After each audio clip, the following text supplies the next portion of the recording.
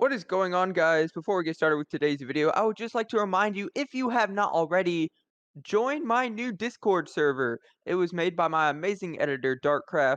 So yeah, the link will be in the description, and let's get started with the video. Long Neck Josh. The Joey Deez. This is the Canvas Critique.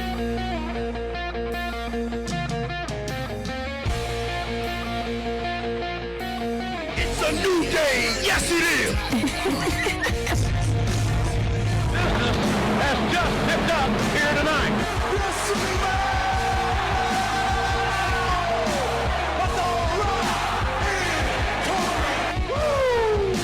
Ruthless aggression.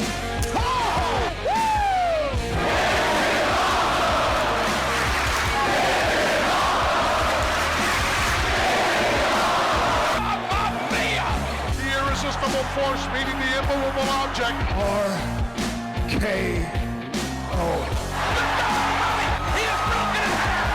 Ooh, yeah! Yes! Can't see me. This is my yard now. What's it gonna do when Hulkamania and the largest arms in the world run wild on you? I lie! I cheat! I steal! Stone Cold! Stone Cold! Stone Cold! The Austin era has begun! And that's the bottom line, cause Stone Cold said so.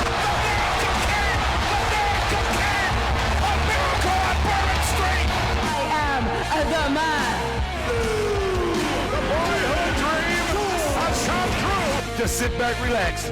It's gonna get good.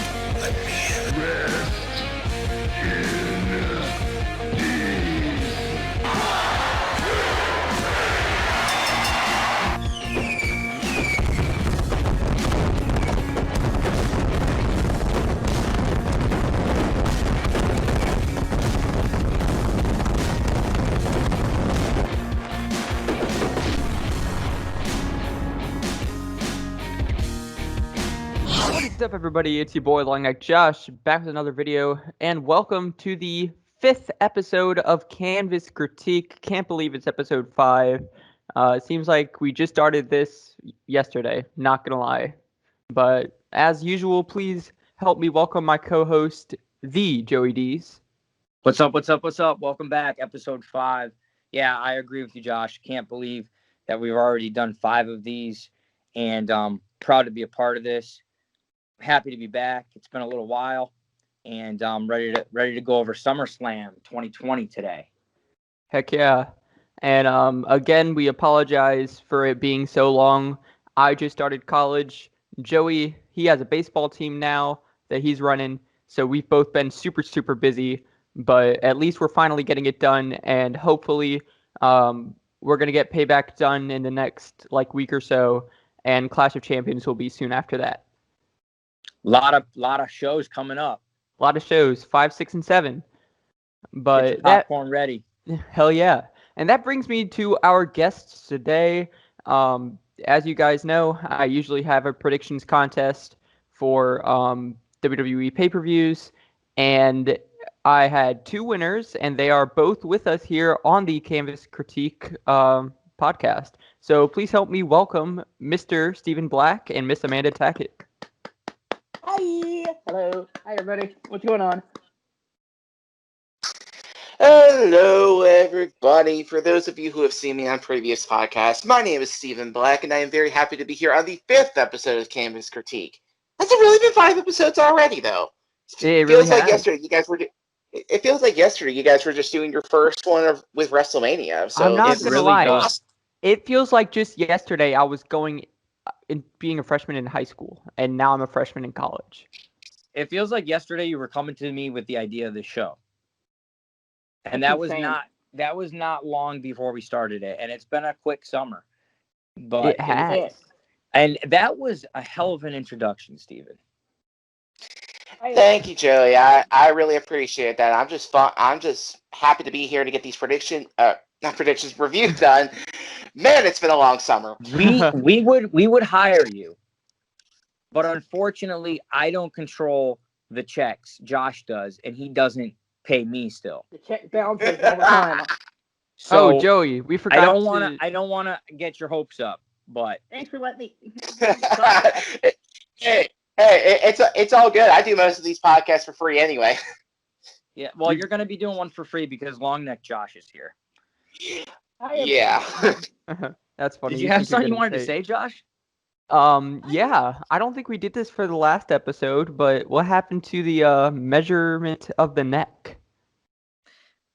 The what? Remember we measured my neck. Does anybody else remember this? I do. I think it was like No. 9.5 inches. I think it's I still don't pretty recall. up there. Why don't the heck does you remember that, Josh? Why? I don't know. I do not recall. Also, I got to see my piece. Was that- Amanda? That was actually a thing. In this lifetime? You're the one who made this up. Like, I started recording the podcast for WrestleMania, and you said, and at the beginning of each episode, we are going to take a measurement of Josh's neck. That's incredible. I can't Yeah. believe I did that. You came up with that on the spot, dude. Like, we had not discussed that before we started recording. It's However, strange how I possible. can't remember something that you're telling me I did. Right. But I believe that wasn't me. Well, you'll have to go back and watch. It should be in the first minute of the first I'm sorry, because like the intro is like 2 minutes. Should be in like the third or fourth minute of the first episode. My mind is it feels like it's been erased. I don't remember. It's all good, man. Would you use the You know, neuralizer we've from Men in both been Black? busy. What's that? Would you use the neuralizer from Men in Black or something? Just memory white. I don't know. Something just came over me, and I think I forgot everything. Happens to me all the time. Well, you didn't forget about Canvas Critique, and that's why we are here today. Yes. So, I forgot to introduce myself. Damn. okay, go ahead and introduce yourself. Sorry, it's just Steven had that big old long ass introduction. I'm like, can I talk? Can I talk too? Sorry, I'm just nervous. I'm just hyper. Anywho, I'm Amanda. I've been on a couple podcasts before, but I'm so glad to be with y'all. And it's so nice and timely to talk to you guys about this SummerSlam. Great to have you guys. Of course. Great to be here. Great to be here. All right, let's go ahead and get started with the pre-show match. The United The States what? Championship. The what? The kickoff match. Come on, Josh. Kickoff show. This is something I remember you not getting right, any of these episodes. Joe. Now, the kickoff show. Go ahead. The kickoff show match. The United States Championship was defended. Apollo Crews, of course, defending against Montel Vontavious Porter. So, yeah, this is right around when we got the new U.S. title, right? And I think MVP actually came out with the new U.S. title, if I'm not mistaken. Mm-hmm. I like how you call them Montel Vontavious Porter. I haven't heard that in a long time. But yeah, this was the new title. And It's gorgeous. Yeah, it is nice. But Cruz won, and I really like MVP, man. He's a super good heel, and win or loss, he always entertains me. Never used to back in the day, when he first came in. I mean, he was always entertaining in his own way, but this past run that he's had, he's so good at it. Oh yeah, especially with the Hurt Business. You have Lashley Shelton and now Cedric Alexander with them, and that's like a nice little stable that he's running. I like that. He's always a great manager. He always knows how to grab your attention, like saying, "Hey, look over here. We're trying to build up something here." Mm-hmm. He knows how to talk. He knows how to work the crowd. He knows how to either work the crowd in a different way, because now he has to think another way to the Get to the people Thunderdome, at home. and now he has to get and people like now are starting to gear towards like saying maybe I now need to talk to the people at home as opposed to people out around, which Right. That's to hard. a lot of people's credit that MVP's done it so well, but the Hurt Business has done it so well. Apollo, to his credit, has been doing a great job with that, and he's and him and the whole new storyline with him and Ricochet, Apollo, that and with Cedric, sorry, but it's just it's it shows miles to miles at what kind of things that these guys do, True And that match storytellers. was actually pretty cool. Yeah. Very technical. Yeah, and I forgot to mention that Bobby Lashley and Shelton Benjamin were both banned from ringside during this match. So that, and I don't think they came out. Like, I think they didn't. You know how a lot of wrestlers, like, if they're banned from ringside, they'd still try to come out in the middle of the match. I don't think they came out until after the match. I actually do remember somebody coming out during the match. You do? Yeah. I don't remember which one, or if it was both of them. One distracted and one came out, but I believe somebody came out. But it didn't end up doing anything, I don't believe.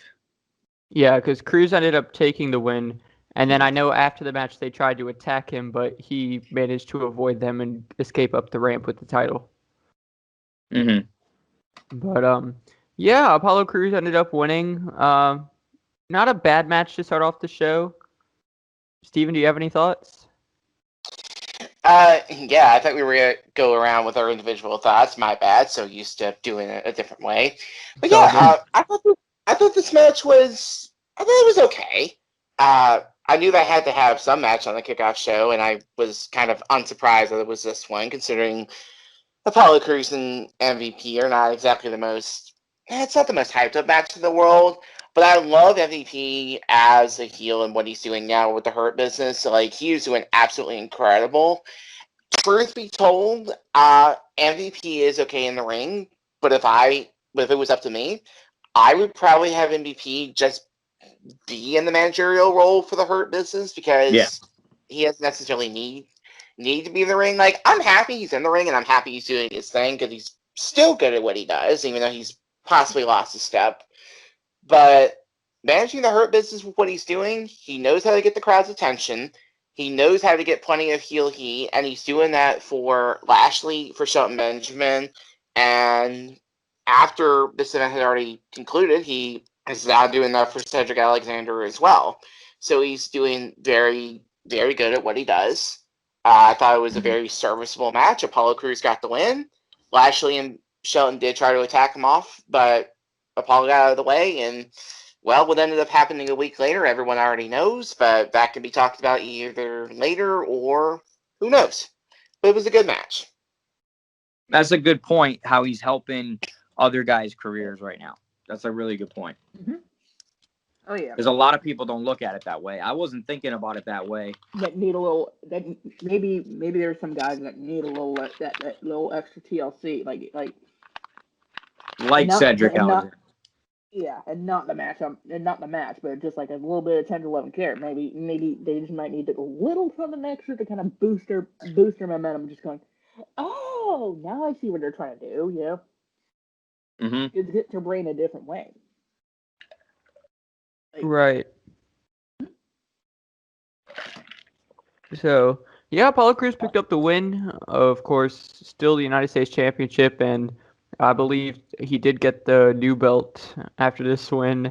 And just really quickly, I know we went over in the last episode. I'm still a big fan of this title design. I love the new title design for the U.S. title. The new title design is awesome. But Josh, I apologize for this. I have to gig you on something. Did you just say Apollo's the United States Championship, so he's a title? Nope. What? You said You said Apollo was still the United States Championship, so he's a title belt? Apollo is still the United States champion. There you go. Sorry, had to do it to you. All good, man. We are now moving on to the main show.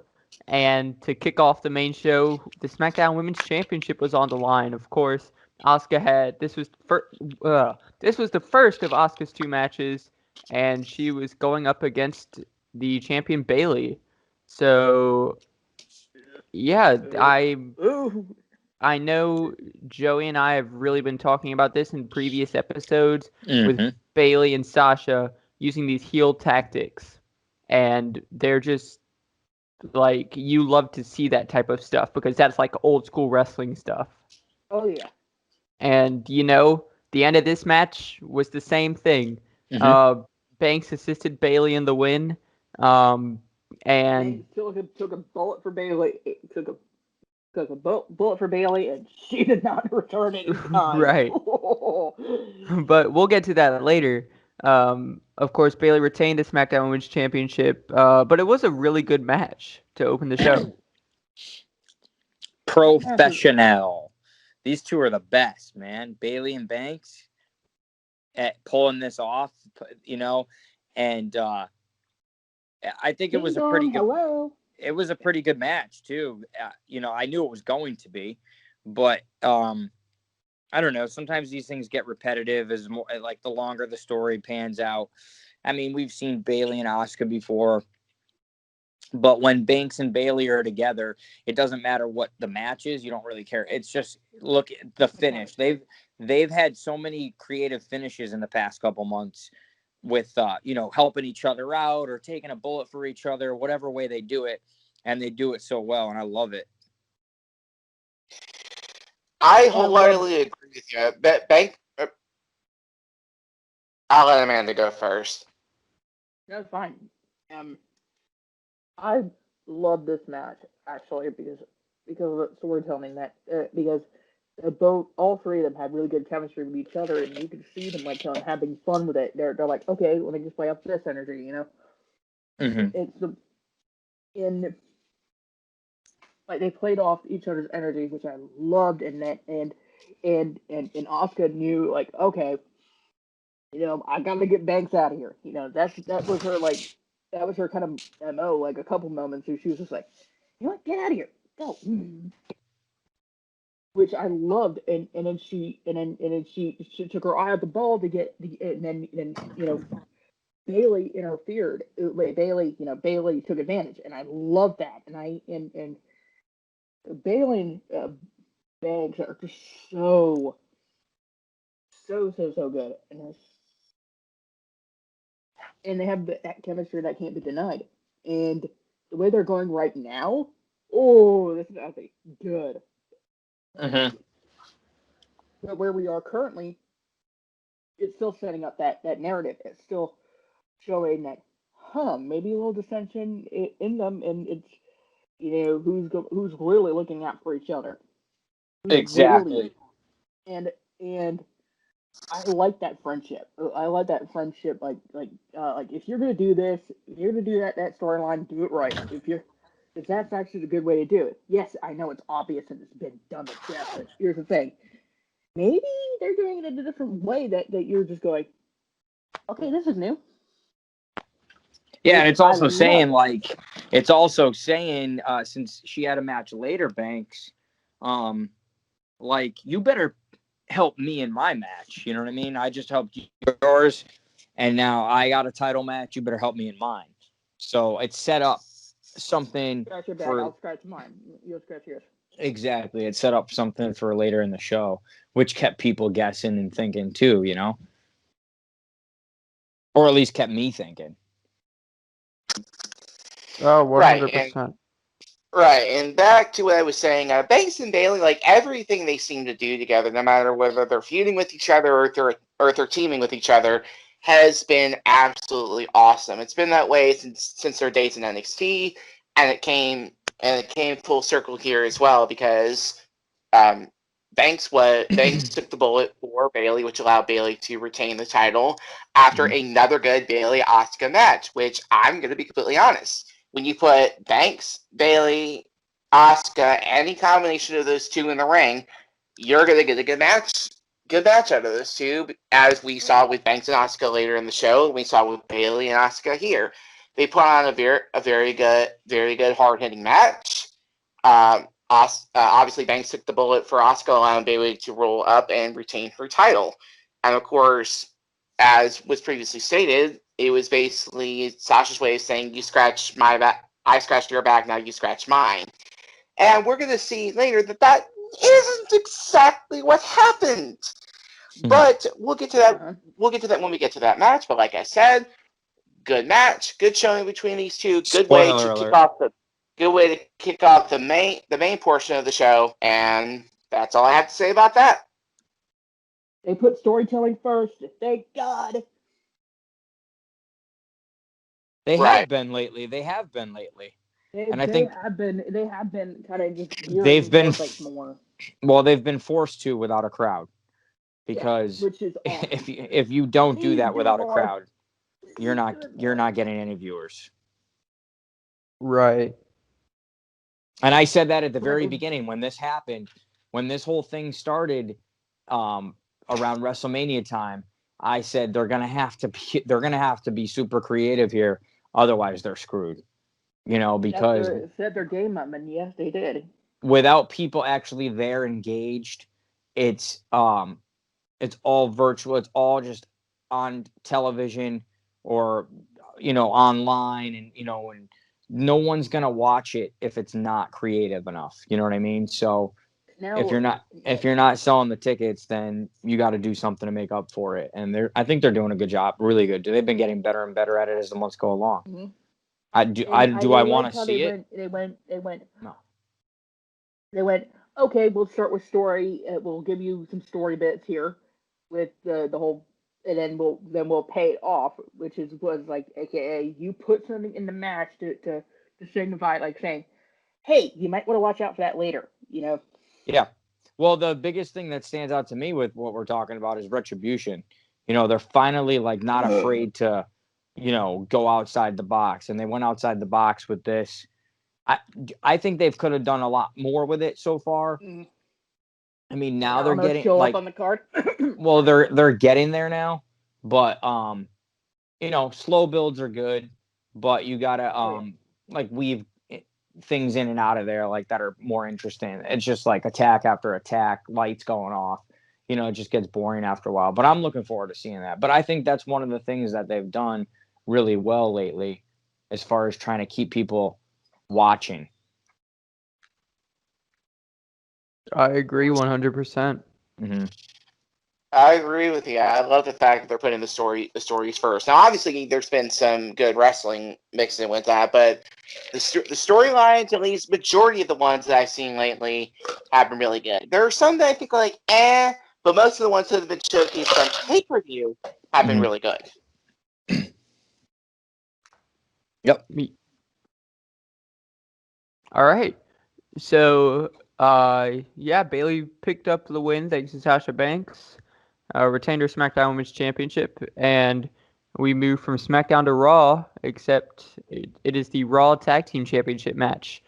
The Street Profits defended, I can't talk today, I'm sorry guys. They defended their titles against Andrade and Angel Garza. So, in my opinion, it could have been better. Just saying. Agreed. But I'm sorry. Oh, literally, I just thought I agree, but they could have just amped it up a little bit more. I would like to saw more out of it, where we've seen this title match go on and on and on, but it's always something interchanging, the dynamic with the whole poisoning thing. And the whole I like how they paid it forward with Montez getting the pin, that was actually smart on them. I'm like, hey, he got poisoned. He's the one who's be doing the pin. Mm-hmm. I clocked that on a dime, and I just said, okay, so. Good point. Good And point. and I do like how they also Zelina Vega's gear. I was in love. I'm not gonna lie.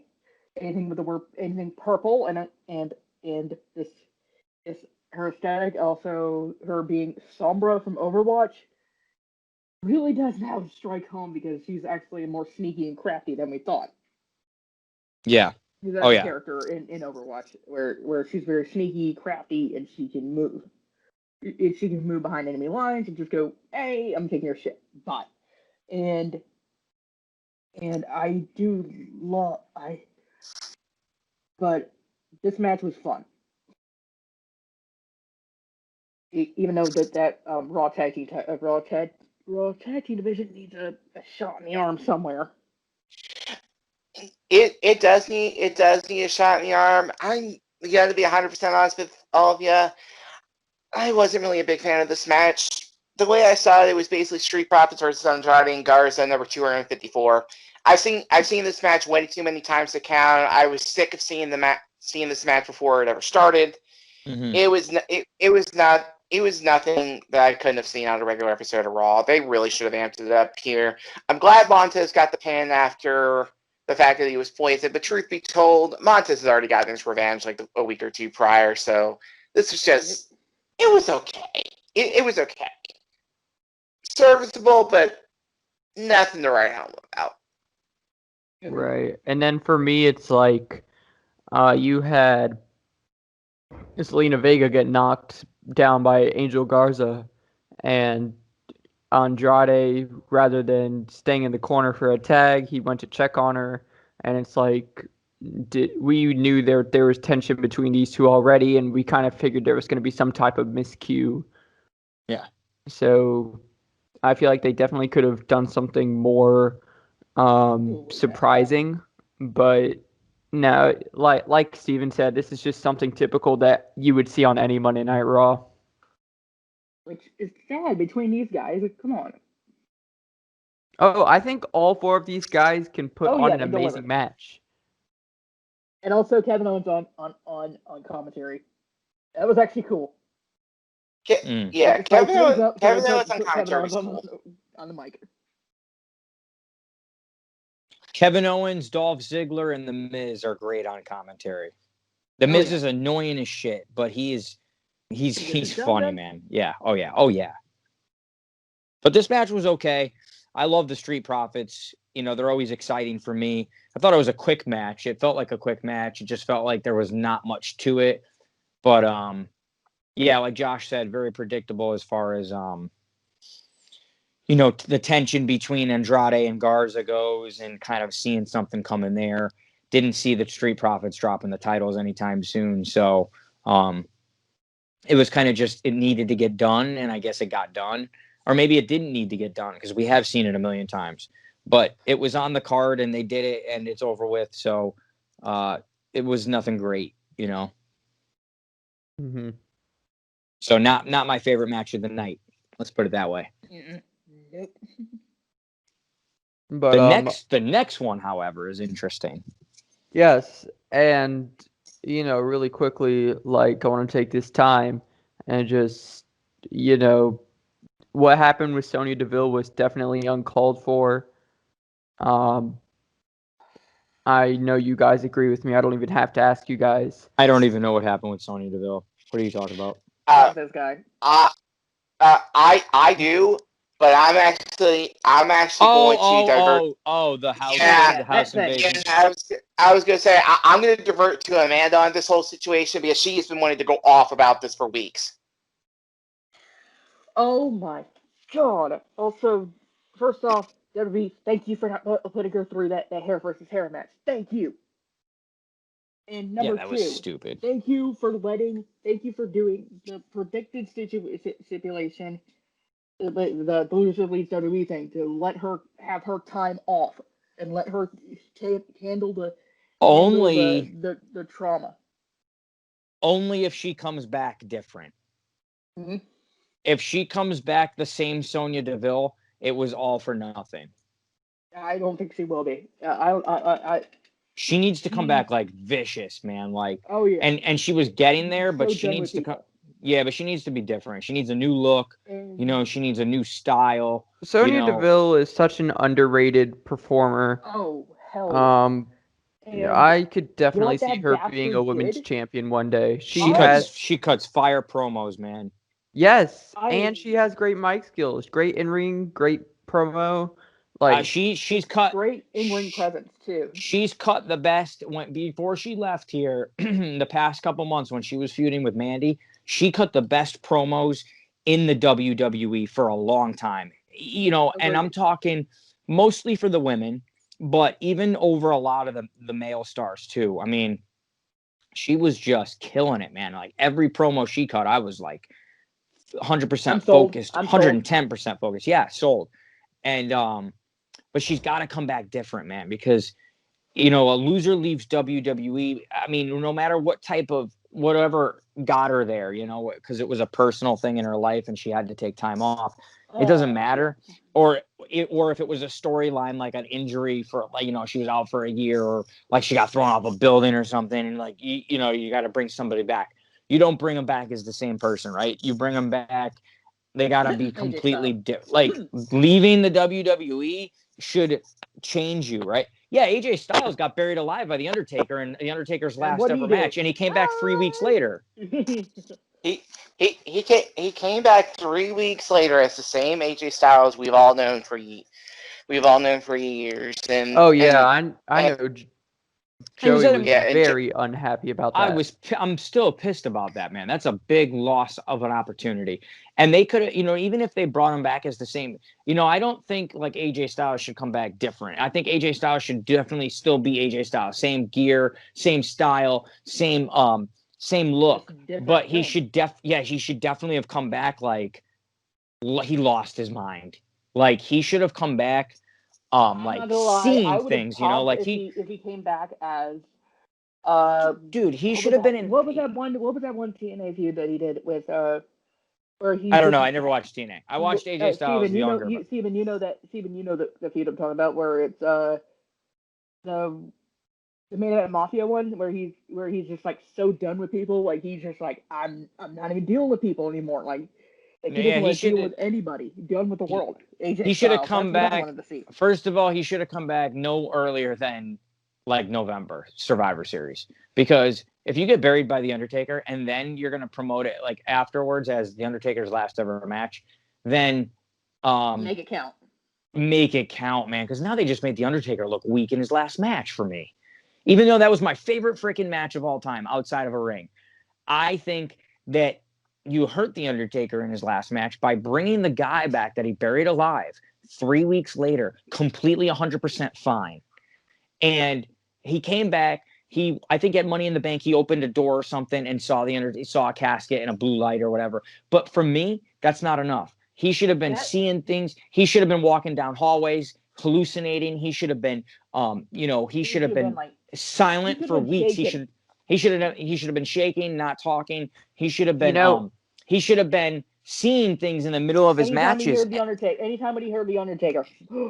Like not even when he heard the Undertaker, just literally every time he had a match, he should have like froze in the middle of the match and lost his mind, and it should have caused him to lose matches. It should have caused him to walk off. It should have caused him to get some medical help. I mean, some like therapy, or like there was nothing, dude, nothing. No, for me, and it's because they just want to look at it like the Undertaker's done now, so we don't need to continue that. They're looking at it like it's a wash. Whatever happened at WrestleMania, that was it. It's over now. AJ Styles goes back to AJ Styles. But that's poor. That's poor job. AJ Styles definitely should have acted like Seth Rollins did. Like, you guys know what I'm talking about. Yeah. He was just like insane. Oh, after McIntyre's loss? Yeah, after the McIntyre loss. Yeah. I couldn't remember which match it was. I just knew it was right after Becky got pregnant. It was right after WrestleMania, whatever that pay-per-view was. Money in the Bank. Yep. Yeah. and then he like flipped on Rey Mysterio. That's when the whole thing started with Mysterio. No, they should have had that with AJ Styles.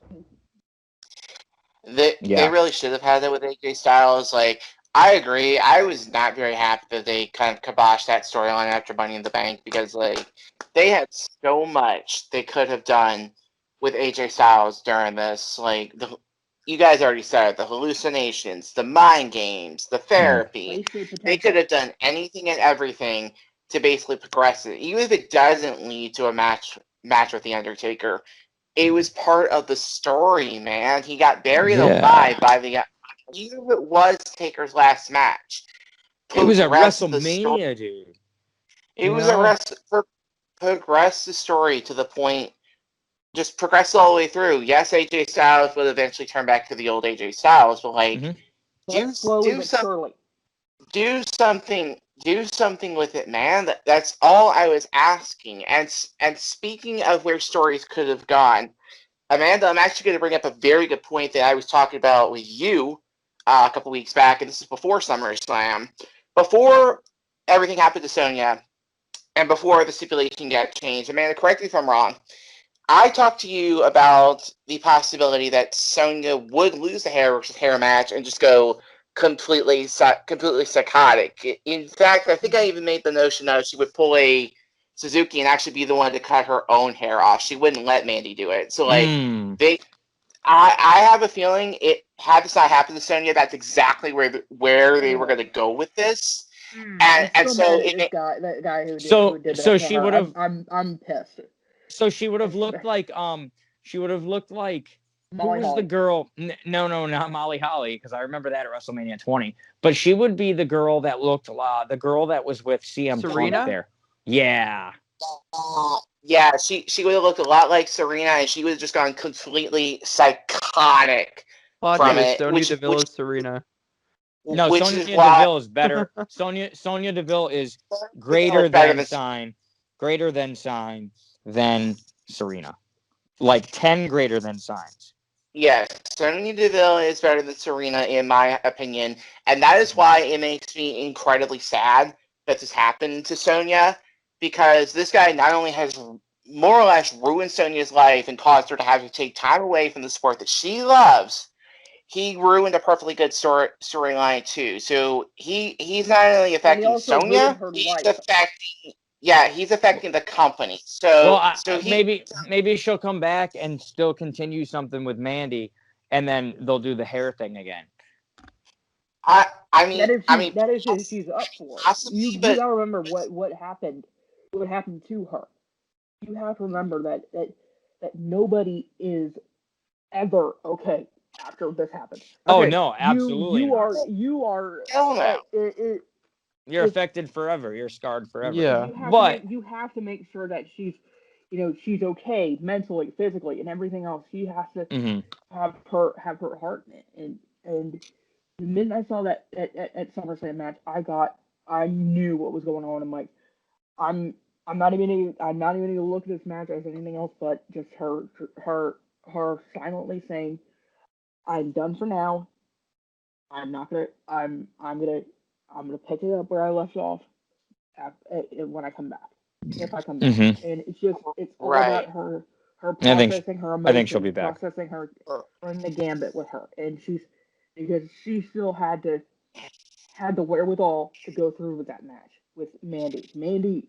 Mandy and her, like, Mandy was like guiding her through the whole thing. Which dude, Mandy kicked her ass. And Mandy also worked her through, like saying, "Hey, you okay?" She was really being kind about it. She was just like she was beating the crap out of her, but here's the thing: you could still tell, like, she was like, "You sure?" And Sonya, God bless her, she was so tough. She was just like, "All right, let's do it." Well, exactly, because like we've been talking like the storyline and whatnot. We haven't even talked about the match, which is actually where I want to go to next. Like, I'm going to say this from a little bit of respect, professional standpoint. I'm just going to go right into what I saw. The match itself was not the best. As a matter of fact, some people called it bad. But there is a perfectly good reason for that, because if anybody with a decent mind looked at either one of their eyes and saw, or even noticed the body language during the match, neither one of them neither one of them wanted to go through that because outside of kayfabe wise, everybody knows this. Mandy and Sonya are best friends behind the scenes, so neither one of them probably wanted to go through with that match, but they did anyway, which is a huge testament to both of them. And the fact that either one of them were able to guide each other through that match with everything that has happened is honestly awesome for both of them. I hope that Sonya is able to recover from this and get the help she needs, because that guy has literally possibly ruined her life, may have ruined her career, and may have negatively affected so many other people around her to the point where nothing's ever going to be the same. I mean, I understand Sony had to take time away, but I also have to put this in everyone else's heads because this could possibly be the case. She may never come back. It's understandable.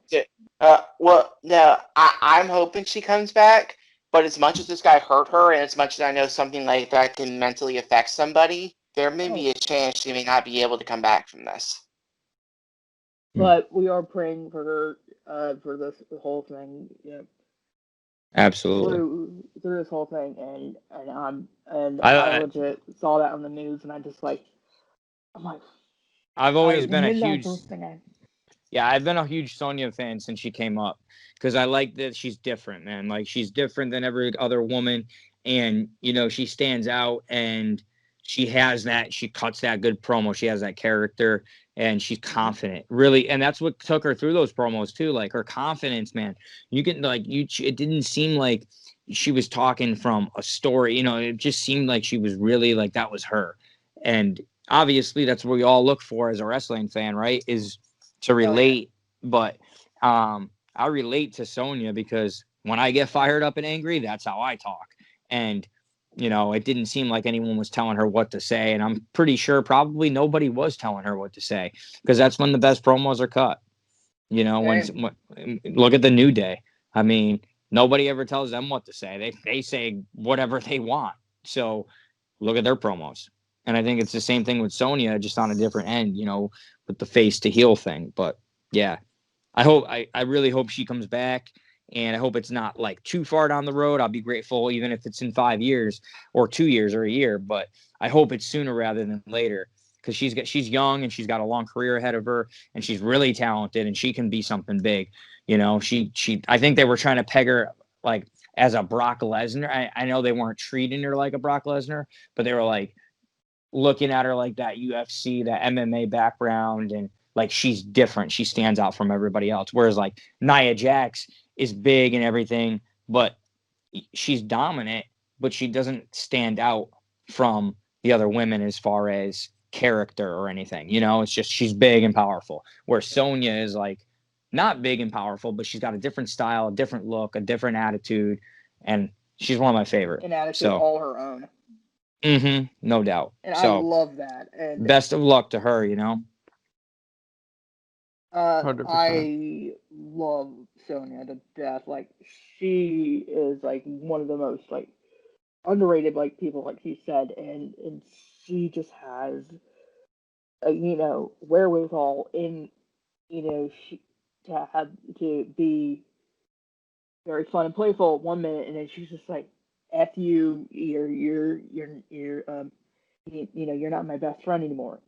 Okay, that best friend angle that they did, I actually bought into it. I'm like, oh shit, that was great. This is about to get like a cat fight, like dude. Well, that's what brought. That's what brought both. Yeah, that's what brought both of their characters out. Really, I mean, and they make them stand out. I really do wish they were together for a lot longer. I wish they won some titles together. I wish they gone with that storyline they were talking about going with a couple months back. I'm not going to get into it right now because that's a whole different story. Josh, you know what I'm talking about. Yep. And they didn't do that. I thought they were doing that with Lana and Liv Morgan. But you guys know what I'm talking about.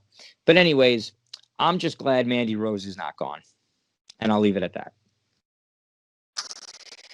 I have to agree. Like I said, I hope Sonya's okay. I hope she comes back, but it'll be all right. It'll be all right.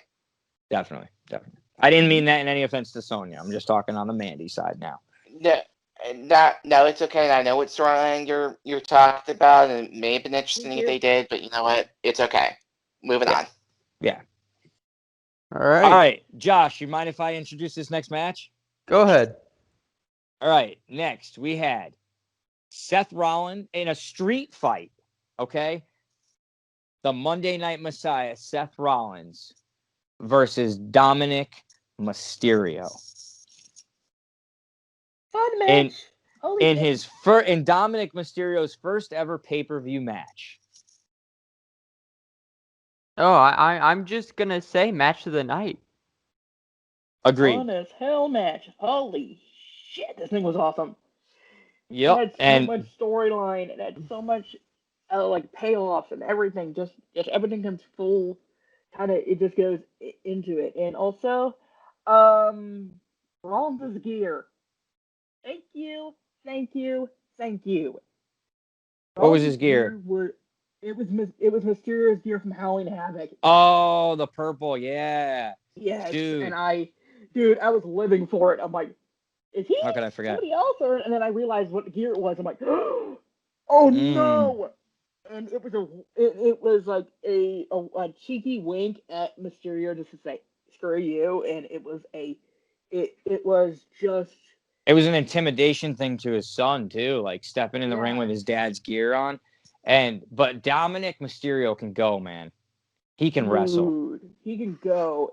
He came out of nowhere. There was no developmental time in NXT there, and I'm glad they didn't do that. But I knew he was working before that. We all knew he was working before that, but he just didn't coming in. I knew being Rey Mysterio's son, he was going to have talent and a future, but I didn't know so quick. And honestly, they threw him in with the Sharks. They threw him in with the Sharks, and he's handling it really well, man. Like, not just matches, but storylines. Like, he'll get better on the mic. He knows how to. Well, I think he'll get better on the mic for sure. He has to, because he's not the greatest there. But listen, to be able to be in the main event, pretty much, in my eyes. I mean, I know Drew McIntyre's in the main event, but to be in the main event storyline, pretty much, of Raw for the past couple months is really impressive.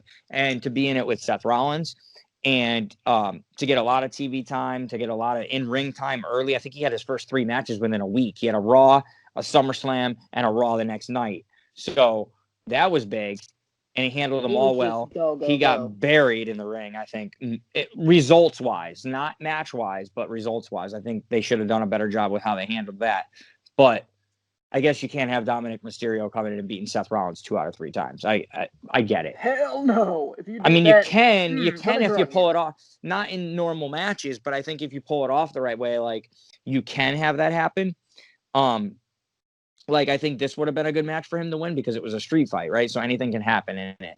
And, so Rollins won this match, but Dominic can go. And so I guess what I'm getting at is he's a lot better than I thought he was going to be early on, because I never really saw him in the ring during a match. And to see him just go out there and perform that way first time was like, wow, dude, this kid's going to be good. Yeah.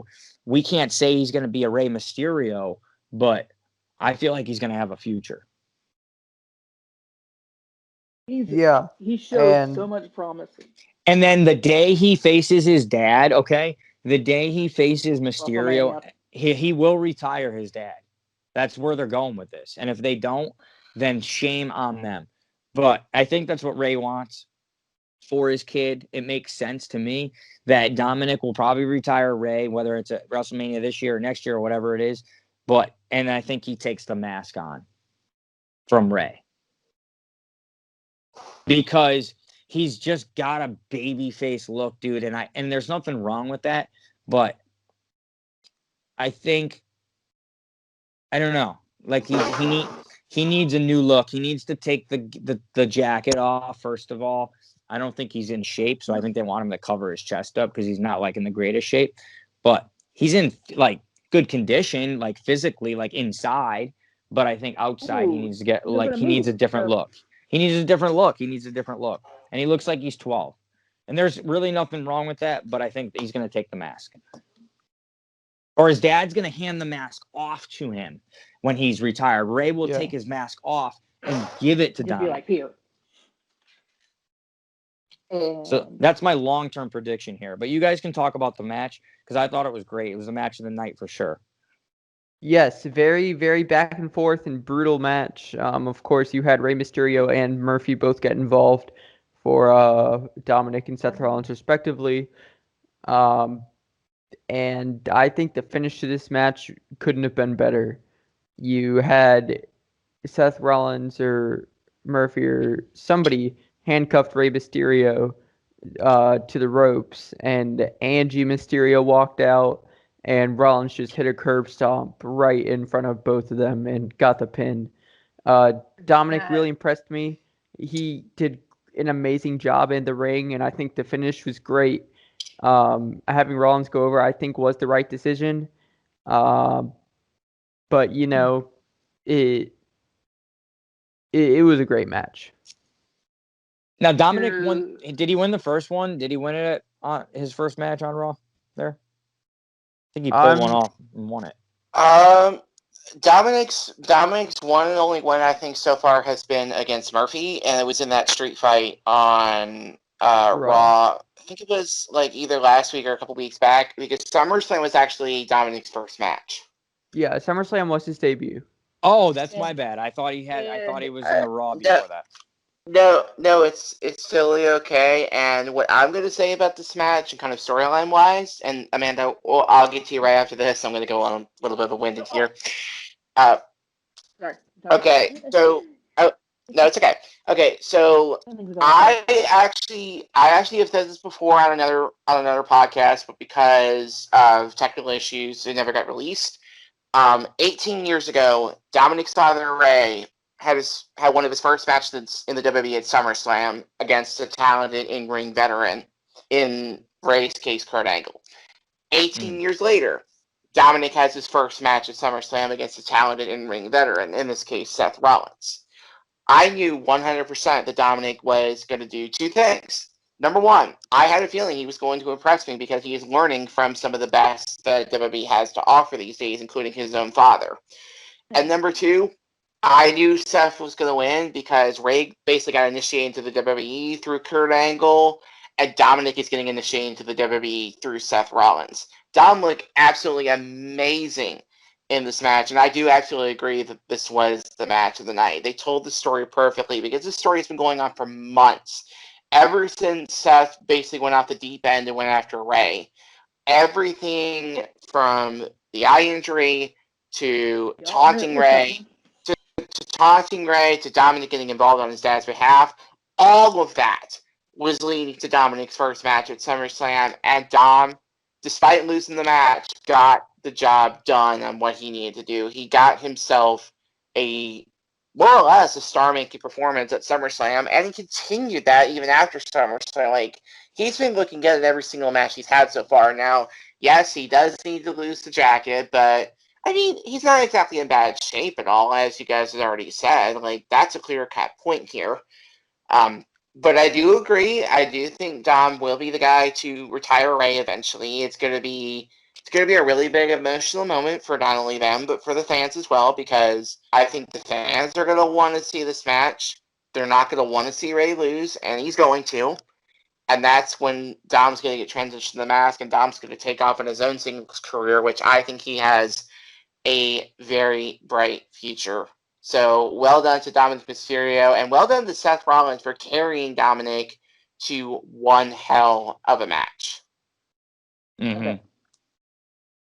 I agree with Steven completely. Holy shit, yes. And yeah, as somebody who has been, you see that second generation, just like, even Ray's face told the whole story. He was like, okay, I'm impressed.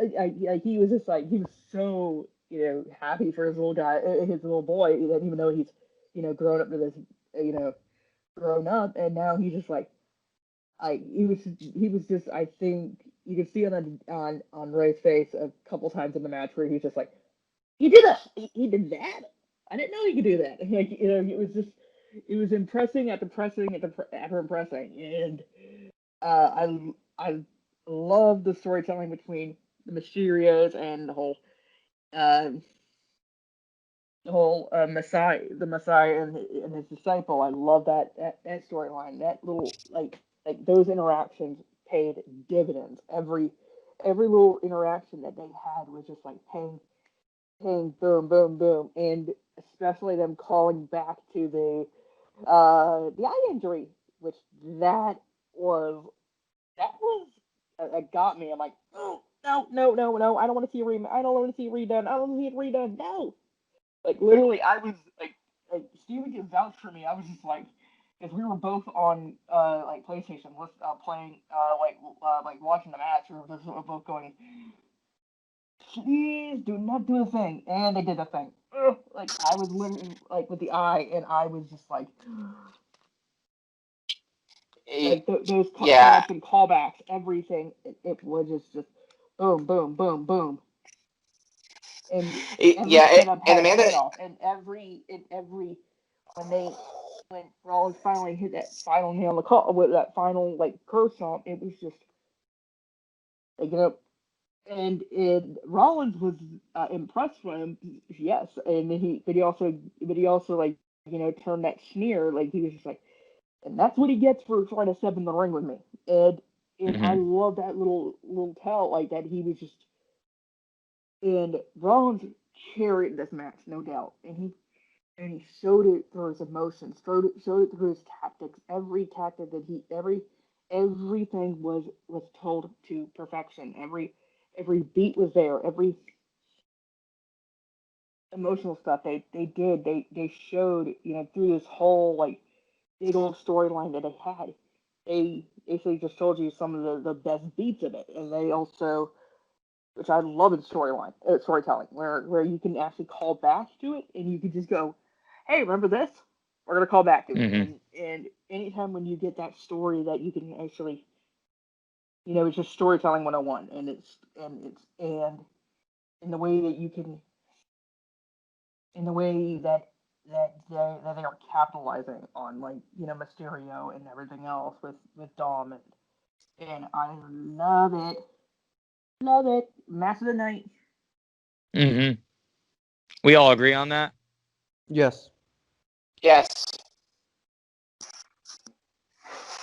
yes, I Led by the big wholeheartedly old agree. tyrant. Match of the freaking night, and Amanda, you and I can both agree. We saw all of those callbacks coming. We knew it was going to happen. Mm-hmm. All right. So we move on from the match of the night onto another very, very good match, possibly the second best match of the night, the Raw Women's Championship. Sasha Banks, the champion, defending against Asuka.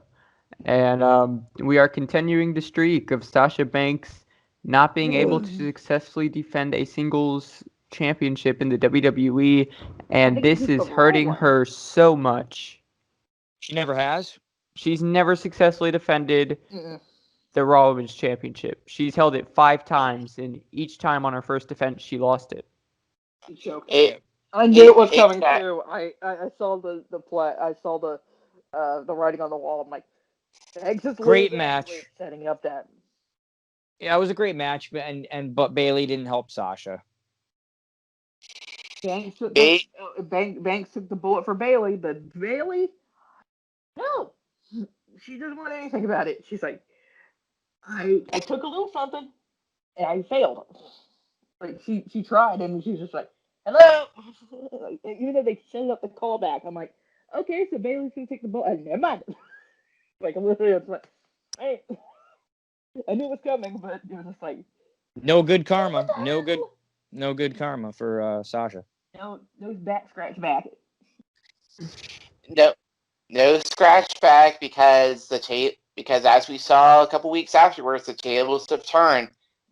Bailey did not want to take the bullet for Banks. She was only in it for herself, and that cost Banks the match. Which, unfortunately, Amanda, you and I both called this. We knew Banks was going to lose that match because we saw where the story was going with these two. We knew these two were eventually going to split, and somebody And wasn't going to help somebody.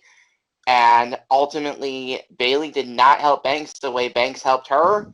and that caused Sasha to lose the title. And I'm not even surprised that Asuka beat Banks either, because she was also doing it for another reason, because of the way that Sasha won the damn belt in the first place. She didn't even beat Asuka to win the. She didn't even pin Asuka to win the title. She won it because of Kairi Sane being attacked. So Asuka wasn't just doing this to get revenge. Sorry, for the belt. She was doing it to get revenge for Kairi because Asuka lost the belt because of that. So Asuka basically tapped Sasha out for her title and for Kairi, which I loved. And honestly, I like the fact that you guys are saying it's the second best match of the night. I think it was the third best match of the night. We'll actually talk about what I thought was second next.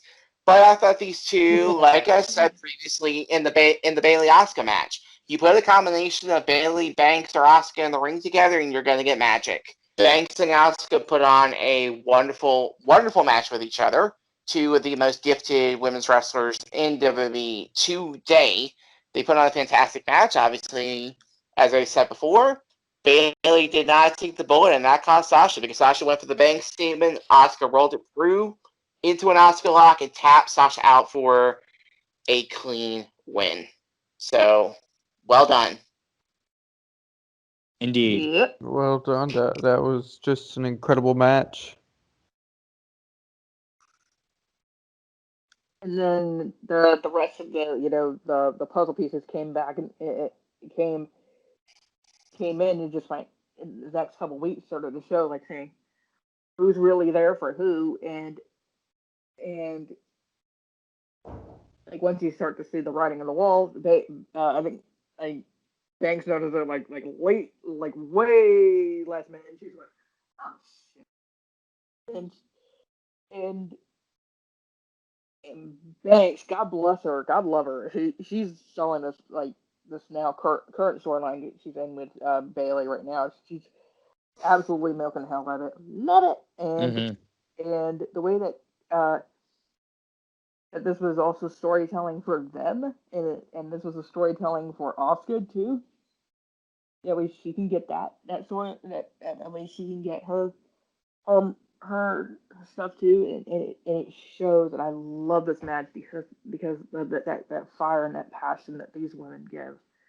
110%, and they leave nothing to the imagination. They just let it all be there, and it's just like it was just bang, bang, bang, boom, boom, boom. Hey, storytelling here, and then and then Oscar Lock, and that into the bank. That was actually good with the into the bank statement, into the Oscar Lock. That okay, that needs to be a reverse combo for 2K for the next 2K game, please. You mean for Battlegrounds? Oh, that Battleground No, not for Battlegrounds at all. But Amanda, in our defense, you and I play 2K so much, there's a lot of stuff they need to put into 2K that they probably never will. Like people? Like actual superstars that they don't put in? People, move combos, and need more storyline things. There is so much 2K needs to do for this next game. I hope with the extra time they have that they do it, because 2K22 needs to be absolutely amazing, because 2K20 was a dumpster fire. And there's Agreed. there's no 2K21. Nope. That's what 2K Battlegrounds is essentially 2K21. More or less. Anyways. Meh. And I do like them bringing back that type of game, like It's arcade. but like game, to replace 2K21, I'm not sure if I'm a huge fan of that. Can't replace it. You can bring it. You can still bring it out, but don't replace. It's like when All Stars came out. I think that was back in 2011 or 2010. You still the WWE 12 or WWE SmackDown vs. Raw 2011. I can't remember which year it was. That still came out the same year. So right. Anywho, but I was always like a big fan of like everybody's like gear, and I still love the gear for these two, and like like for everybody involved, it was kind of cool, and also the subtle storytelling was every time when Banks is in the ring with Bailey, like her eyes don't lock with Bailey with Bailey at times. She locks eyes with the SmackDown Women's title, which yeah, now it's kind of writing on the wall there. It's like, oh, I'll be getting that soon. It was just kind of like that friendship, and then Bailey's like, you know what? Screw you. I'm going on my own here. Bailey and Banks both reinvented themselves, reinvented the wheel again, and with them being a more focal point of this whole uh, anytime they're on screen, I'm like, oh boy, what are they gonna do now? Which I loved.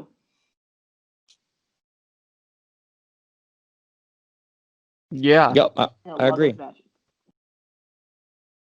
Duncan, Um, hello. Yes.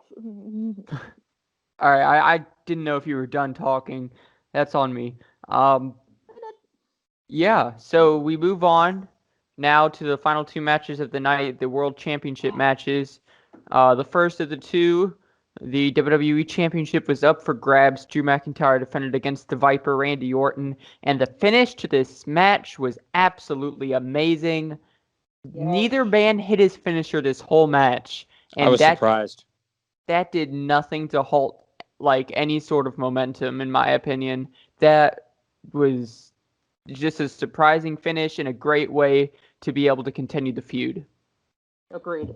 Yeah, very surprising finish. I did not see that coming. And I, Steven, I might take a little bit this one from you because we both kind of called it out, and I was the one who could have said it. So I told Amanda, you it's about fine. this. Drew's your boy. Go ahead. Oh yeah, Drew's my guy all the way. Oh, all right, Tony from Scotland makes me, and uh, he just Drew. This was big. This was big for Drew, where he just like this was actually his solidifying moment where he had to say, you know what, I'm here. I beat Orton.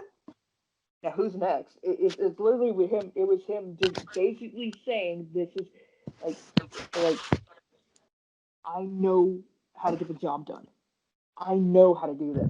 I am main eventing. I am the main eventer." Mm-hmm. And I love this match because neither one of them hit their finisher, but they did tease it, which I loved. I'm like, okay, so it's a tease. Now it's gonna go into another move. But I do like how he hit the future shock, and he didn't go into the Claymore, which is awesome. And again, the storytelling just boom. This match was very crispy for me. It was very nice. It was very good. I loved it. And also Drew McIntyre coming out with the W title and his gear. Yes, ma'am. Sorry, had to harp on that one for a little bit, and it's just it was an amazing match. It was second match of the night it was like a second close match of the night for me. But Dominic and Ray Rollins and Dominic took it for me, but it is still a back and forth slugfest and it was amazing. Loved it. And Drew has improved leaps and bounds with this new regeneration. He even had on record he actually had to adapt on the fly where he had to go, okay, I need to do something different. I need to do something, reinvent myself. Also, his promo work is second to none. Yes, during this feud. This feud was very personal and very like just because both of them were like saying we're the best, and they both had reasons to back it up. And also Randy Orton going back to his legend killer roots. It's a choice. it's good. I loved it. I kind of like it. So yes, this match it, match is pretty. This match was awesome.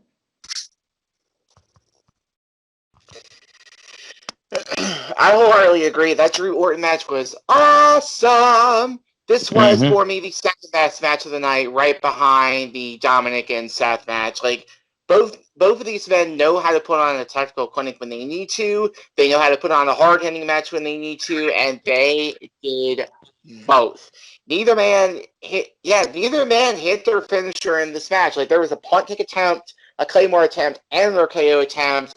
All were blocked, and to the shock of probably some people, not to me, Drew outsmarted Orton and walked out with the title by getting hit with a simple backslide pin. Like, sometimes it is the simplest of things that get the job done. And Drew got out of dodge, and you could see the smile on Drew's face. He knew he outsmarted Orton, and that was probably one of the biggest things. Orton's like, I got him. Orton's like, what? What just happened? And yet, the storyline leading up to this, perfect. That Orton has been basically crushing legend after legend after legend for the past couple months ever since he turned heel. Even though Edge won the... Wait, no, Edge did not win the match. I'm getting confused. But yeah, Orton's been destroying person after person. He did it to Edge. He did it to Flair, Christian, Big Show, Michaels. He kicked him too. So yeah, Orton has been destroying everybody. So Drew was doing it for the right reason. Drew knows that Orton's been on a tear. Sorry, go ahead, man. You're fine. I'm gonna build off that one, and I'm gonna say this. Drew said you're not gonna out to make me a victim of that punt attempt and punt kick, and fast forward to a week later.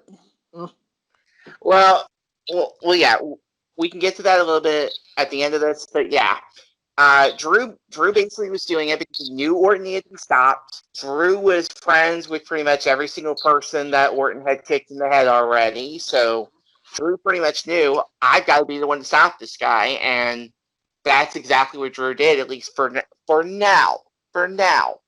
Drew put a stop to Orton, even though Orton would, of course, go on to continue to be in Drew McIntyre's business, which, as of the time of this reporting, Drew is scheduled to take on Randy again in an ambulance match if Orton can show up to Clash of Champions. That's an interesting story that can be talked about at a later time.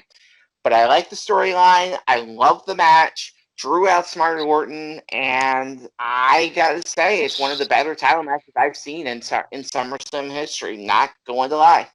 Mm-hmm. I agree. Joey, do you have any thoughts?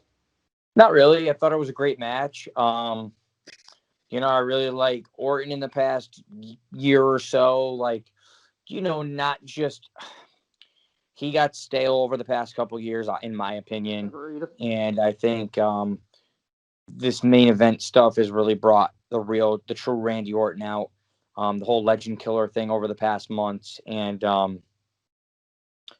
with being in the ring with Drew, that's always a good match. So, but the finish was surprising to me. And I think it was good to keep this thing going. Yeah. I agree. I apologize for asking you guys. I like this one off. Amanda, I got a question for you. Do you remember who Drew was feuding with right before the Royal Rumble? Hold on, let me think about that for a second. Before the Rumble, Drew was feuding with Randy Orton. It was Randy Orton. This feud has been building since before the Rumble. Give me 1 second. Oh, who Randy Orton was feuding with? No, I was asking who Drew was feuding with right before the Rumble. He was feuding with Orton. They were having a nice little mini feud leading up to the Rumble. They which were. Which is what Drew's face. So basically, to the naked eye, this feud's only been building for like a month or two. For someone like me who's known the story, this feud has been building for 7 months. Even though Orton was feuding with Edge, there was always that Orton-Drew thing bubbling under the surface because these two have been having issues for a while now. So I actually like the fact that the WWE actually kind of wait to land a Barney again. Well, don't know what Barney means. It's Scottish for fight. Yeah, I love the fact that they kept that feud bubbling under the surface because they brought it up to a very, very good match, and this feud is far from over. I agree. It's, it's been great to see this feud where it's gone. Obviously, like you just said, like it was before the Rumble, and I think leading up into the Rumble, they were actually starting to get on the same page against AJ Styles, Luke Gallows, and Carl Anderson, if I'm not mistaken. They were. They may have. I don't remember fully. That might have been the case. I know Drew was having issues with Orton, and then they were both having issues with Styles. I forgot exactly where that feud was before the Rumble actually happened, but hey. Yeah, here we are now, and they're the top feud on Monday Night Raw. That is correct. So yeah, I mean, we move. I'm just happy to see that Drew got his world title. Yeah, and he's been having a great run so far. Oh yeah. And that moves us from the WWE Championship over to the Universal Championship. Braun Strowman defending against the Fiend, Bray Wyatt, and it was expected. I think we all saw the Fiend winning this. Oh yeah. But what happened after the match, I don't think anybody was expecting. No, we weren't. And I will talk about that in a minute. I really liked the match. The match was fun. It was a lot of like stuff we have seen before, but it was fun. It was fun to see how they're both like been on a tear on each other, and I do love the mind games that they both played with each other before leading up to this, and also getting Bliss involved. That was cool. Loved that, and it was just. I do like the way they're actually building that feud up right now, or like building that thing up right now. And it was actually a really good match, surprisingly for me. And I was just like, okay, this is about to be like a fun Hoss match, and it delivered that part, and it was just straight up like seeing throwing everything it had into it, and it more than delivered it. It was a great match. And also the supernatural aspect of the Fiend came back into play as him as it just had immunity, and it was just like, I'm gonna hurt. I'm hurt, but I'm still gonna come back and kick your ass. I love that. I loved the horror movie villain, like anything like that, especially this time of recording. It's near October. He feels like the Friday the 13th villain. He feels like Jason Voorhees, and or where he's just gonna keep on clubbering. Yeah, he got the final word in that, and then Roman, in that, and then the ending came up, and that was actually pretty cool, where it set up the back half of that calendar year, where you know where it's going. Right. Joe, anything you'd like to say about this main event? Yeah. Well, you know my thoughts.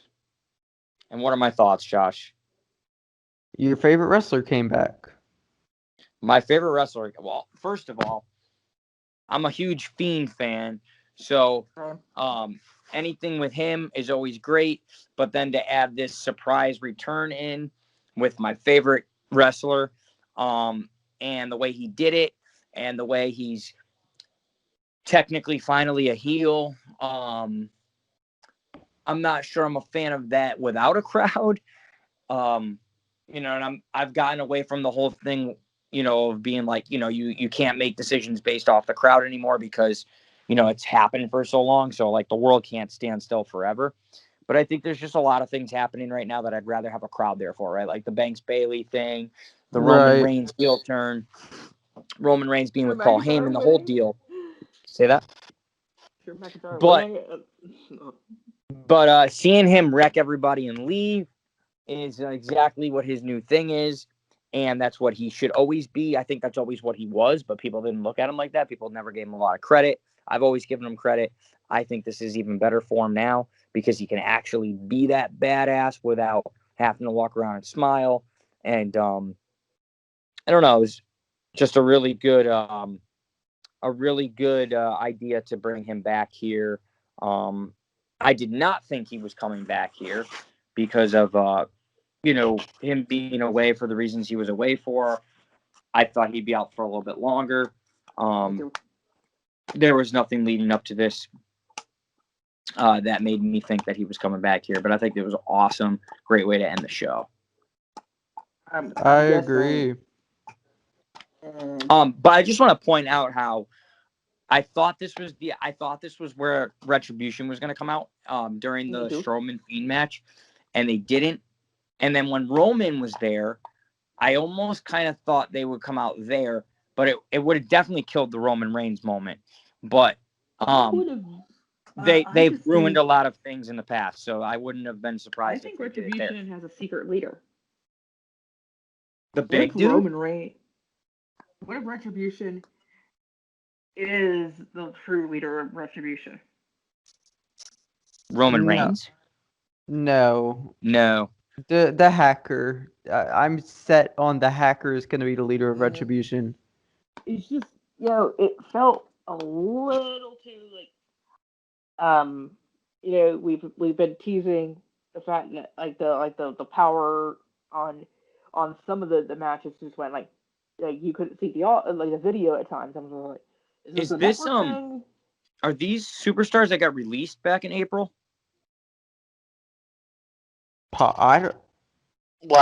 Retribution? We don't think so. No. I mean, it could be. We still don't know who they are. Unless they're placeholders, we've seen who the possible members of Retribution are if you kind of look at the eyes and the face. We can go over that at the end here because if we're going to talk about the Fiend Braun Strowman match, I've got a lot to say. I know you do. Yeah, I do. I'm going to go over the match first, and I'm going to go over the Roman return. The match itself, I like the match because personally I am a massive Fiend mark. So I love the match from a Fiend fan perspective and from a professional perspective because they did their job. They had a very hard-hitting match. Fiend obviously looks like the Fiend again. I also love the Strowman line at the end. It's like, why won't you die? And of course the Fiend just looking at him like, I'm the Fiend. What do you expect? Yeah, Fiend looked like, I'm the Fiend. What do you expect? Right before Fiend hit two Sister Abigails onto the exposed wood to win the match. Which, by the way, to anyone who was noticing, this was a Falls Count Anywhere match, by the way, so I was expecting it to end somewhere other than the ring. And I was also expecting it to go more than just backstage and back out to the ring. So I was slightly disappointed that I didn't get to see a little bit more. If they would have fought all through the backstage area and then back out to the ring, maybe I give that a pass. But the fact of the matter is, they should have ended it somewhere other than the ring. So that was a slight disappointment. I was very happy to see the Fiend as the Universal Champion until Roman Reigns showed up. Because guess what? Roman Reigns may be back, and I'm not happy about it. Because my opinion on this, I may not be the biggest Roman. I may not be the biggest Roman fan, but if Roman was going to return, here's what I personally would have done. I would have had the build still go as is, and then Roman, since he was technically owed a title shot at WrestleMania, I would have had Roman show up as a surprise guest and be in the match and win the title. If you were going to have Roman come back and win the title anyway, like he ended up doing at Payback, that's what I personally would have done, because the moment Roman attacked the Fiend after he won the title, I rolled my eyes in disgust because I'm like, you just destroyed the Fiend's character again. And because Joey, I know you're going to disagree with me, but I'm sorry. Roman basically saying you're just a freak in a mask. You're not worthy of holding this title. I'm not going to lie. I didn't see Roman Reigns speaking that. I was seeing blood red because I was thinking, Vince, you fucking son of a bitch. Because I know this was the Vince call, so I'm not blaming Roman for doing that to the Fiend. I'm blaming Vince because this was Vince's idea. If you were going to have Roman come back and take the title from the Fiend, the least you could have done is let the Fiend is either go with the idea I just mentioned, which is to have Roman come in and win the title, pinning Strowman, or you could have had the Fiend hold the title for a couple of months and then have Roman take it off him. Because I understand that they turn Roman heel, which, by the way, WWE, thank you for doing what you should have done years ago. You finally turned Roman heel, and I am so happy. Yeah, well, I think Vince still loves the Fiend. Like, he gives him a lot, and he gives him a lot of creative opportunities. But I think at this point, it comes down to who does he really want on top. And if you're not going to be on top, he's not afraid to bury you, even if he loves you. He loves the Fiend. And he's not looking at it like he's burying him, like maybe you are, or like some other people are. But I see what you're saying, but I think what he's looking at is like, okay, Roman's been out for a while. How can we make him, come in and just be 100% like 100% the guy, And I know that's what they used to call him, the guy, but that's the way to do it. Come in, destroy two of the biggest stars, and then at the end, throw a little comment in there. Maybe it hurts him a little bit, but in the end, I don't think anything can hurt the Fiend. I think when they beat him at Mania, or was it Mania? Joey, I'll actually cut you off because when he first lost the title, when he first lost the title, I think it was like Goldberg. It was the Goldberg loss at Super Showdown, which is why I was kind of bringing up this point anyway. That's what it is. Because it's the reason I said the word again. Because this is not the first time that, in my personal opinion, that the Fiend's character has been hurt by a stupid decision from Vince. Because I agree with that.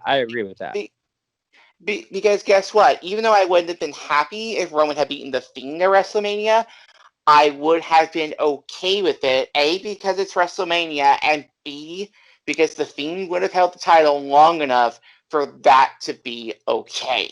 And I would have been okay with that.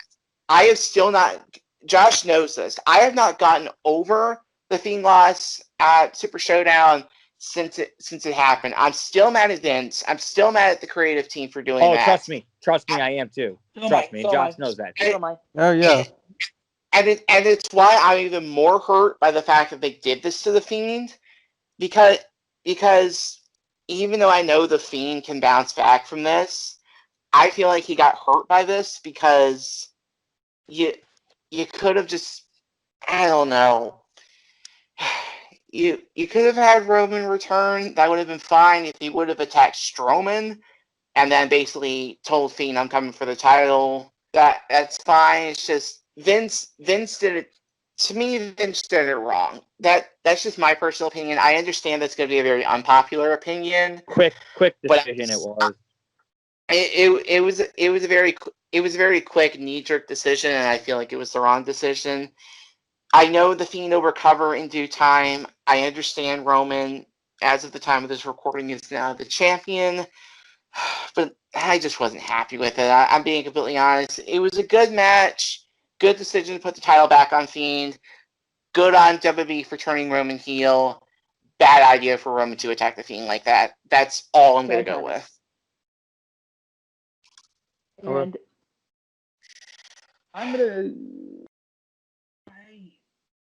I'm agreeing with that, but also I did tweet out something on Twitter not too long ago, and I said, I already know what's gonna go on, and I'm gonna enjoy it for what it is.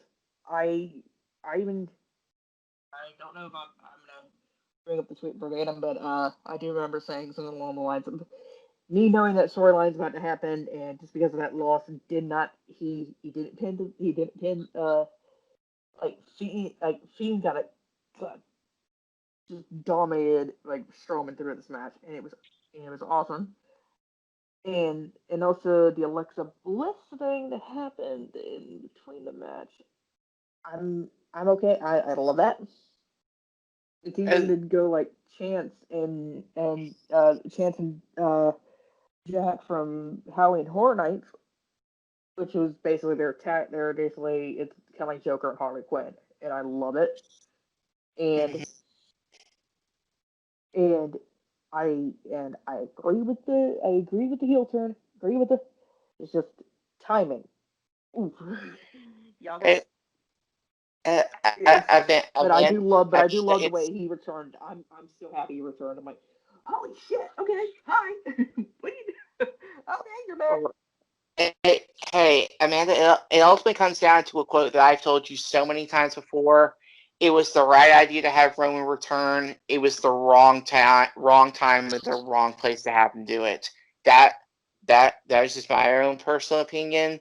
And now that I kind of got a lot of that out, I will say the Alexa thing in between Braun and the Fiend leading up to all of this was beautiful. The whole Fiend and Braun storylines from Money in the Bank to now has been really good. Agreed. I'm happy. I'm looking forward to seeing where the Fiend is going to go next. I am admittedly, now that things have passed, I'm looking forward to seeing where Roman goes with the title. But I am going to make a very bold prediction right here. I know who's going to take the title off Roman, and I think it's going to be a surprise to nobody because I've got two very easy choices. I either think that the Fiend's going to get built back up and the Fiend's going to do it, or something that I personally would like to see. I would like to see Big E take the title off of him because I think Big E's earned it. Nemo Otis in the background. Otis will probably try to cash in the Money in the Bank contract at some point or another, but I don't know when. I don't even know what to say about the whole Otis thing, which actually, that was the cooler thing here. It's like, Otis didn't cash in here like some people thought he was going to, and that was kind of a surprise. Because, like, when the tagline, like, never see it coming, I think a lot of people were thinking, like, Otis is gonna cash in that Money in the Bank, and we're not gonna see it coming, are we? And then, no, it was Roman Reigns returning, so it was like, okay. Yeah. Yeah, all good stuff. Interesting. It was a good show. I think the ending of the show was the best. The last couple matches. The It, ending, Yeah, it definitely 100%. the ending was picked good. up as it went. You guys want to give like a final rating on the show, like a 1 through 10? I'll give it. I'll get a Just seven. about I'll a give it a 7.5 out of 10, and that is mainly because of the second half of the show. Yeah, Agree. 7.5. I gotta That was. give it there. I'm going with a 7. Um, I'm going with a 7. Gotcha. I'm personally going to give it. I'm going to give it 2 grades. One for the wrestling and one for the storyline because that's simply what I look for. In terms of a wrestling storyline, I am going to give it about a. I'll give it about a 7 to a 7.5 out of 10. Most of the matches were really good, especially the back half. The Mandy and Sonya thing and the Street Profits versus the Andrade and Garza match kind of knocked it down for me a little bit. I probably would have given it around like an 8.5 to a 9 had it not been for those 2 matches. But in terms of a storyline grade, I'm legitimately going to give this pay-per-view a 9 to 9.5 out of 10. The only thing that does not give it a 10 for me, once again, is the Raw Tag Team title match because that really, I mean, that storyline kind of came to fruition, but there wasn't really much behind it to begin with. Otherwise, the storylines that came through the show, start to finish, were great. The Asuka, Bayley, and Sasha thing, perfection. The Mandy and Sonya thing, with everything Sonya's been through, they did it right. The Seth and Dominic thing, perfect. The Drew and Orton thing, well done. They're keeping the feud going.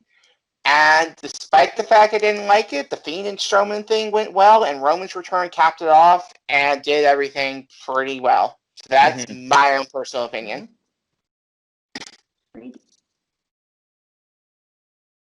Yeah, I'll say a 7.5 actually, or even like a little between that and an 8, almost an 8. It was a really good show. 7.5, 8. I'm dodging between both. But the storylines were awesome. What's yours, Amanda? What's your final score? My score is a 7.5 to 8, depending.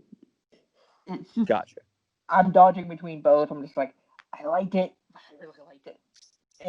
But the storylines were good. 9. Definitely. Yep. All right. Well, that pretty much does it for SummerSlam. Joey and I will be back for a payback canvas critique that'll be uploaded probably next weekend.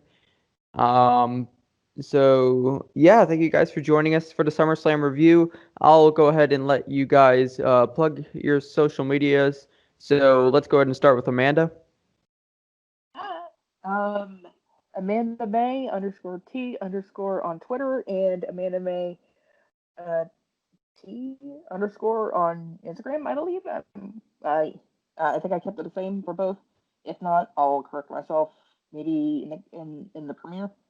But thank you guys so much for letting me be a part of this. This is awesome. I love it. I love being on with talking about wrestling. It's so awesome. And also thank you guys for letting me be a part of this. And hey, I got full predictions right. That's something I can't say often. You got what? I got full predictions right. That's something I can't say often. Nice. Congratulations on that, by the way. Did both of you get the predictions full on?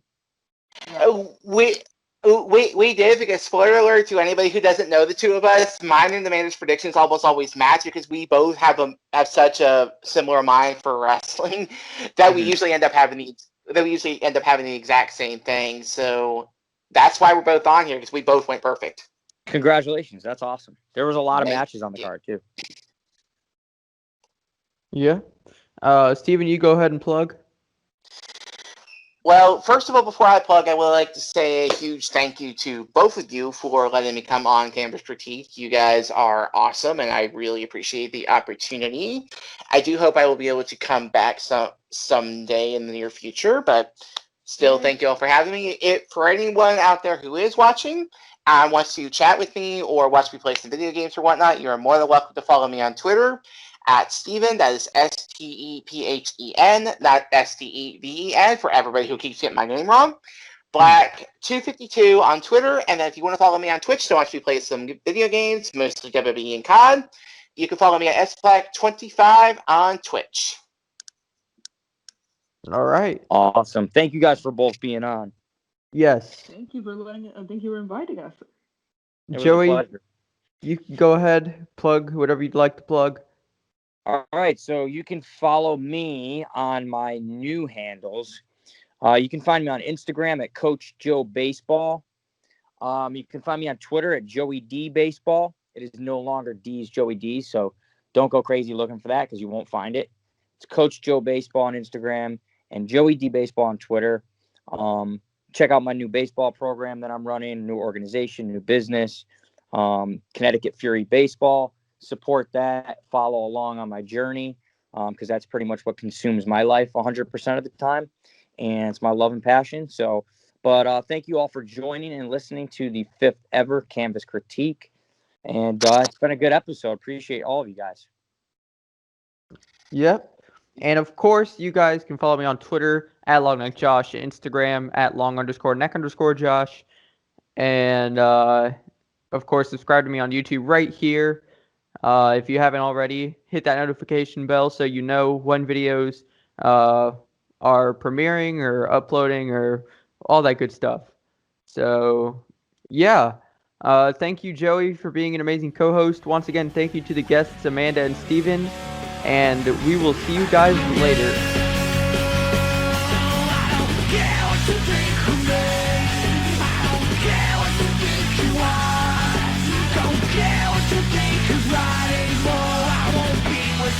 will be if my life belongs